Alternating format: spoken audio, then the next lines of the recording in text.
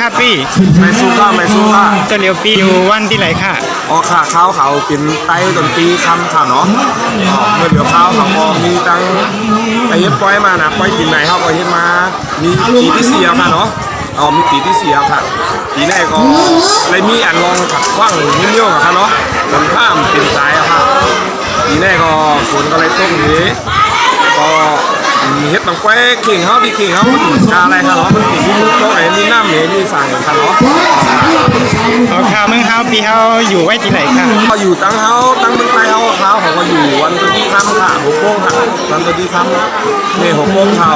ตีมาเช้าอยู่ไว้ที่เมืองไทยค่ะลูกเมียจะอยู่ที่ไหนครับอ๋อค่ะเดี๋ยวเขาเศร้าอยู่ในเมืองไทยก็เดี๋ยวเขาอยู่อยุธยาค่ะเนาะเขาอยู่จังหวัดอยุธยาค่ะเนาะเขาอยู่อยุธยาโพสามต้นค่ะอำเภอบางปะหันค่ะจังหวัดอยุธยาค่ะอยุธยานี่มีคนตายเอาขนามอยู่ค่ะปีอ๋อค่ะคนใต้เขาก็มีหนำนะคะอยุธยาได้ค่ะนะคนใต้เขามามีในเมืองไทยก่อนแต่ว่ามีอยุธยาทีเดียวค่ะเนาะมันก็คนใต้เขาก็มันก็มีในเมืองไทยในแค่ว่ามีจังหวัดแล้วค่ะเนาะคนใต้เขาค่ะปังก้อยค่ะลูกปีเฮ็ดโปรแกรมหลายอย่างค่ะอ๋อค่ะก้อยเขาค่ะได้ขึ้นมาโปรแกรมที่4แล้วค่ะเนาะอันนี้ก็เป็นโปรแกรมที่4เขาพี่น้องใต้เขามาอยู่ที่ไหนก็ใครมันบุญมาซื้อก็ไปค่ะเนาะไม่ว่าพี่น้องใต้พี่น้องโอ้พี่น้องมันก็ไหลคุ้มเมือค่ะเนาะเขาทำไหลเด่นเล็กค่ะเนาะค่ะอันปีเอาค่ะวันกันจัดก้อยนี่เอางบที่ไหลเชียวก็ไม่เฮ็ดเป็นปังก้อยค่ะพี่ก็อันเก็บมาเฮ็ดไว้ได้เอางบที่ไหลแต่ว่าเอาโครงการอะไรมาเนี่ยค่ะเนาะพอพี่น้องไทยเขาเก็บมาอยู่ในเมืองไทยอยู่ที่จังหวัดอยุธยาได้ก็เขามีการต้องสู้ในขึ้นมาก็เขาก็มาส่วนมาเกี่ยวกันค่ะเนาะแต่ตั้งอะไรมาก็เขาพาไล่เอาควันทั้งหลายค่ะเนาะเขาก็มาจัดงานเลี้ยงกันเสมีของกินขนมจีนแต่ของดีเบี้ยวค่ะเนาะเขามีเลี้ยงกันค่ะเนาะและสิ่งต้องกันออกมาไปเอาค่ะแม่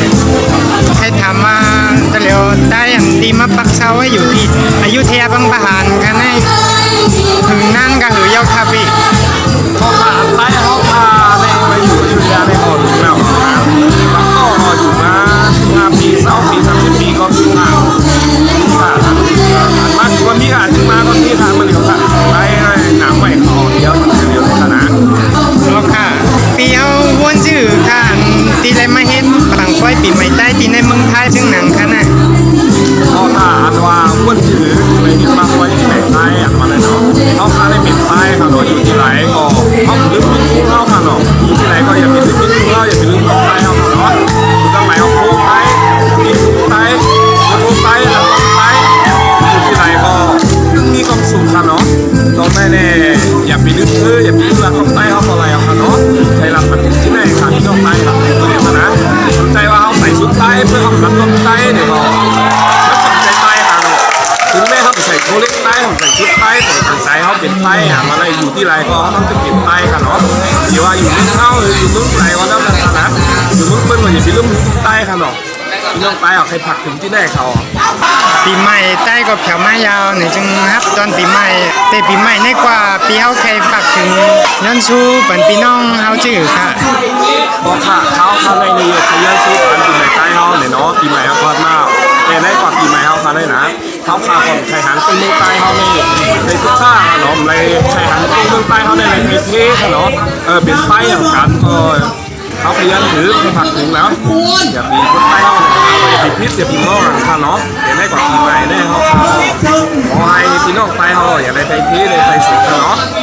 ท่านได้แค่ผักถึงลมทั้งชิ้นแรกเขาทางยินจมเต้วายขานปีเขามาปั่นตั้งหันถึงจังหนังไหมค่ะออกข้ามปุ่นสังขาลงไล่เลยปุ่นตัดใต้เขาเลยเขาก็ต้องปุ่นร้อนกันแต่ค่ะเมื่อนั้นก็ปักแววเขาเป็นการที่สี่ทำได้ก็ฝนตกไปนะฝนตกแห้งนะครับทีนี้ฝนตกสีป้าก็เข้าคาก็ย้อมขนมใต้ที่เต้มันปีเอาคำในจัดที่ในขนมมีเวทีเต้วาขนมก็ขาดใจค่ะมีทีเยอะเขามีเต้วาเขาเต้วาที่เอาเขาเล่นในฝนเลยตกแห้งน่ะทำได้ค่ะเนาะใครยังแบบพี่น้องอันลูกคนนี้ตรงมาเอายังกับต้อนค่ะเนาะที่เขาจัดได้เหมือนกันนะได้ค่ะที่จัดอยู่ตั้งหลายค่ะเขาก็จัดพิธีอย่างดีค่ะเนาะแต่ฝนตกกำไรก็มันน้ำฝนน้ำค่ะเนาะกำไรก็เขาอยู่ค่ะมัน ย้อมแท้กันหรอกท้ายเอาไปซื้อมา อ๋อค่ะเพราะนั้นมินโจมยังคานาปี พอขายยุ่งครับก็หนังก็ไปตัวไปเอากันเนาะมาจัดตั้งบุญเลยตั้งรูปเขาจับอะไรเขาขึ้นมาตั้งบุญนะไปเขาเนี่ยย้อมกันหรอกปีใหม่เขาเนี่ยแต่ย่ามอะไรกันในบ้านเนี่ยบุญก็ย่ามอะไรกันไปสู้กันไม่ตัวบอกว่า